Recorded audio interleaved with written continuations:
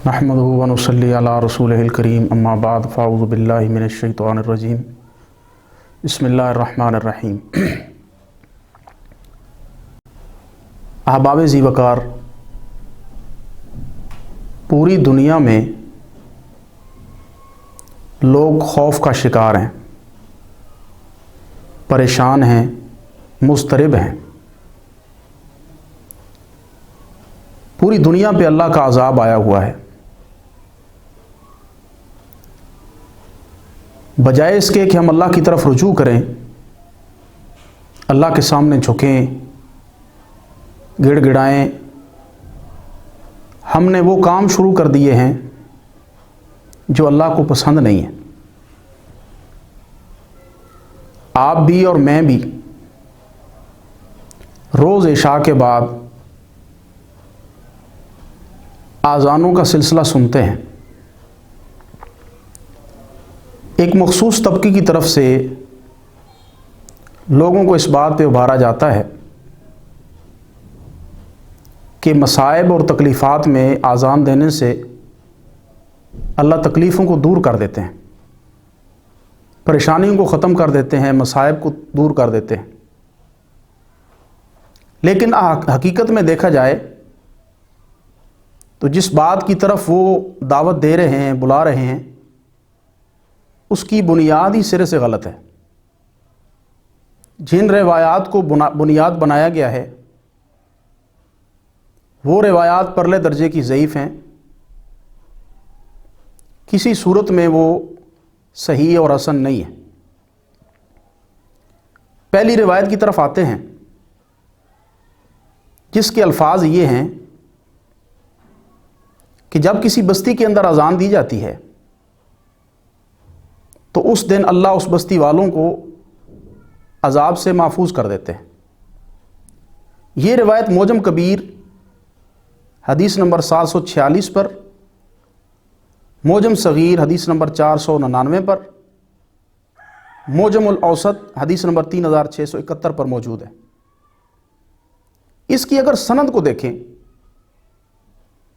तो इमाम तबरानी रहमहुल्लाह के जो उस्ताद हैं बकर बिन मोहम्मद अल कुरशी, वो मजहूल हैं, और बकर बिन मोहम्मद अल कुरशी के जो उस्ताद हैं अब्दुर्रहमान बिन साद, वो ज़ईफ़ हैं। तो पहली जो रिवायत हमने आपके सामने बयान की है उसका सिरे से वजूद ही कोई नहीं है।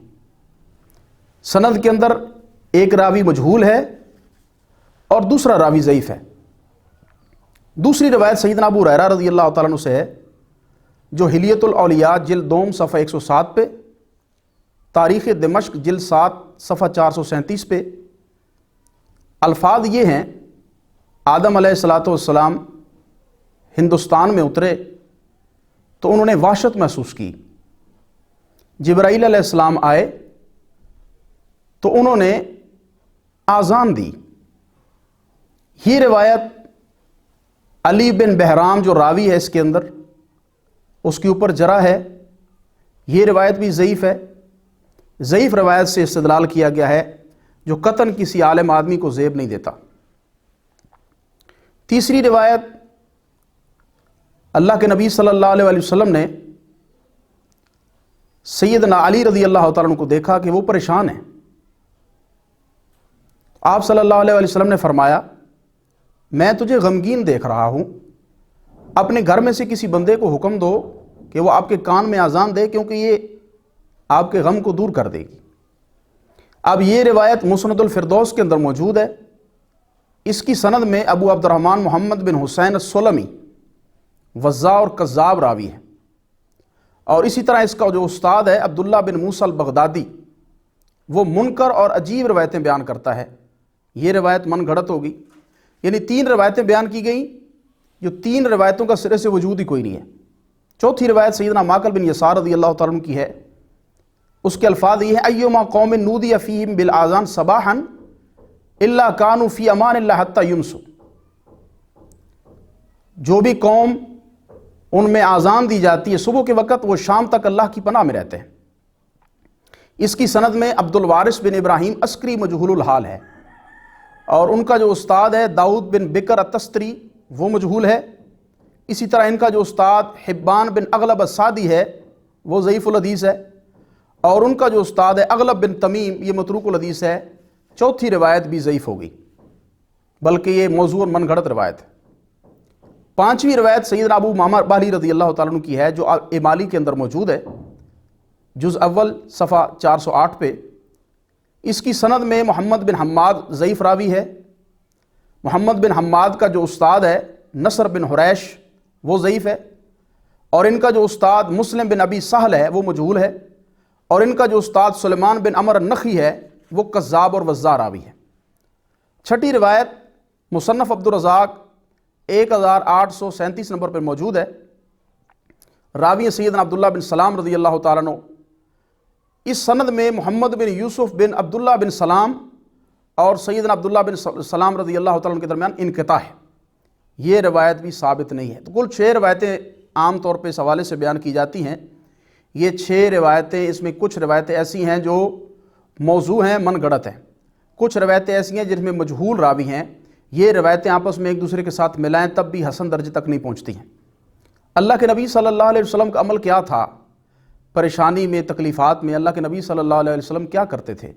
مسلم کی حدیث نمبر 1276 پہ صحابہ نے عرض کی اللہ کے نبی صلی اللہ علیہ وسلم ہمیں مدینے کی آب و ہوا موافق نہیں آئی ہے۔ آپ صلی اللہ علیہ وسلم نے کیا کہا؟ اللہم حبب الینا المدینہ، اللہ ہمارے لیے ہمارے دلوں میں مدینے کی محبت ڈال دے جس طرح تو نے ہمارے دلوں میں مکے کی محبت ڈالی تھی۔ تو یہ اللہ کے نبی صلی اللہ علیہ وسلم کا طریقہ ہے۔ مصائب میں، تکلیفات میں آذان دینا اللہ کے نبی صلی اللہ علیہ وسلم کی کسی حدیث سے ثابت نہیں، نہ صحابہ سے ثابت ہے، نہ تابعین سے ثابت ہے، نہ تبع تابعین سے ثابت ہے۔ خود اہل سنت والجماعت بریلوی علماء کے جو متقدمین علماء ہیں ان کے نزدیک یہ آذان دینا جائز نہیں ہے، دیوبندی علماء کے نزدیک آذان دینا جائز نہیں ہے۔ اب کا جو اہل سنت والجماعت کا مکتبہ فکر ہے اس میں علماء کی 2 رائے ہیں۔ ایک رائے مطلق طور پر منع کرتا ہے، اور دوسرے علماء وہ کہتے ہیں کہ جائز ہے، دے سکتے ہیں۔ بہرحال جن روایتوں کے اوپر بنیاد بنائی گئی ہے ان کا سرے سے وجود کوئی نہیں ہے۔ اہل الحدیث علماء کے نزدیک، اہل سنت والجماعت کے متقدمین علماء کے نزدیک اور دیوبندی علماء کے نزدیک اس آذان کا سرے سے کوئی وجود نہیں ہے۔ اللہ سے دعا ہے اللہ مجھے آپ کو سنت کے مطابق زندگی بسر کرنے کی توفیق عطا فرمائے۔ وآخر دعوانا الحمدللہ رب العالمین۔